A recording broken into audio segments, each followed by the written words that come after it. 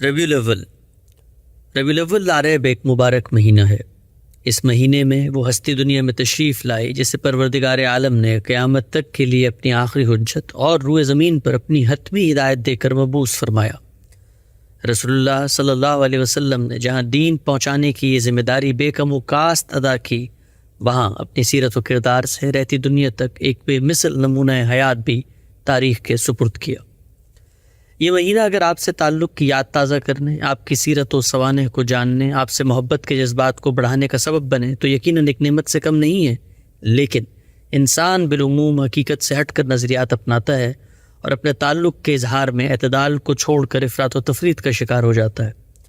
انسانوں کے جن امراض کا علاج سرور عالم نے خود دین کی ہدایت کے ذریعے کیا، ان میں ایک بڑا مرض یہی افراط و تفریط ہے۔ لہٰذا ربیع الاول وہ بہترین وقت ہے کہ جب رسول اللہ صلی اللہ علیہ وسلم سے متعلق بعض قائم شدہ تصورات کو خود آپ کے دیے ہوئے دین کی روشنی میں تازہ کر لیا جائے۔ مقصد یہ ہے کہ آپ کی ذات اقدس سے محبت و عقیدت کا تعلق اسی ہدایت کے مطابق استوار ہو جو قرآن و سنت اور آپ کے اسوہ حسنہ میں موجود اور مطلوب ہے۔ وہ چند رائج تصورات یہ ہیں۔ پہلی غلط فہمی، یہ کائنات اللہ تعالیٰ نے رسول اللہ صلی اللہ علیہ وسلم کے لیے بنائی تھی۔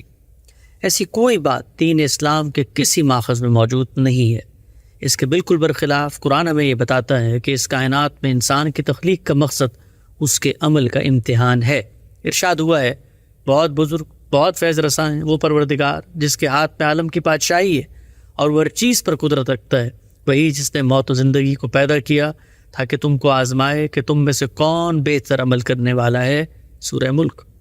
انبیاء کرام صرف اللہ کا یہ پیغام لے کر دنیا میں آتے ہیں۔ اللہ تعالیٰ ان کو اپنی ہدایت پہنچانے کی ذمہ داری تفویض کرتے ہیں۔ اس ذمہ داری کی انجام دہی میں وہ تنکا برابر بھی کمی یا زیادتی نہیں کر سکتے۔ دوسری غلط فہمی، رسول اللہ سے عشق کی جنت میں لے جائے گا۔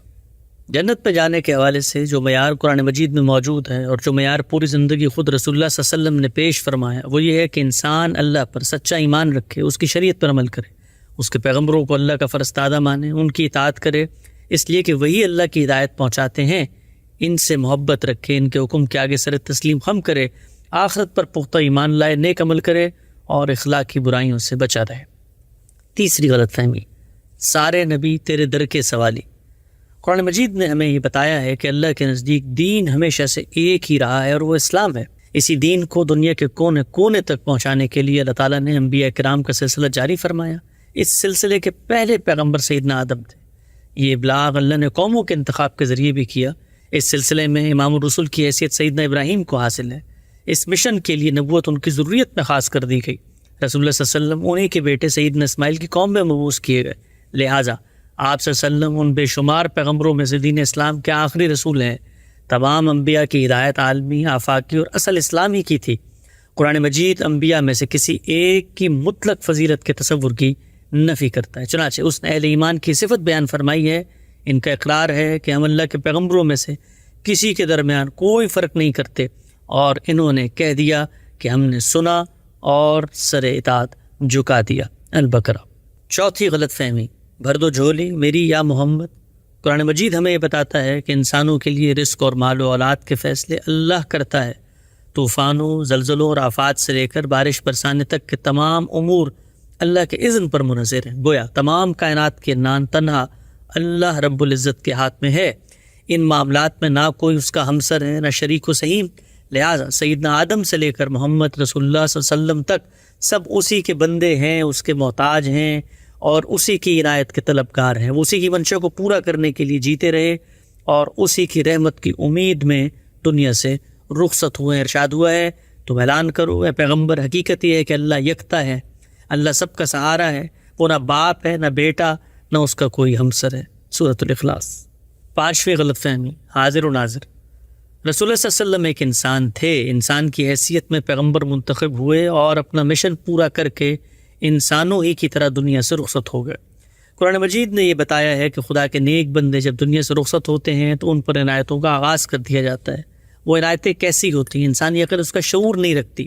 کیا وہ دنیا کے معاملات کا اب بھی جائزہ لے رہے ہیں؟ ہمیں یہاں دیکھتے ہیں، اپنے ذکر کی مجالس میں شریک ہوتے ہیں۔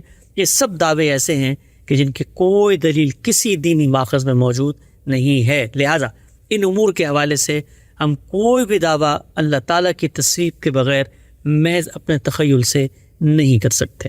چھٹی غلط فہمی، مجرم ہوں جہاں بھر کا محشر میں بچا لینا۔ مغفرت کا حق صرف اور صرف اللہ تعالیٰ کو حاصل ہے، محشر میں بچانے اور سزا دینے کا اختیار بھی اسی کو حاصل ہے۔ سورہ زمر میں ارشاد ہوا ہے، کیا انہوں نے خدا کو چھوڑ کر دوسروں کو شفیع بنا رکھا ہے؟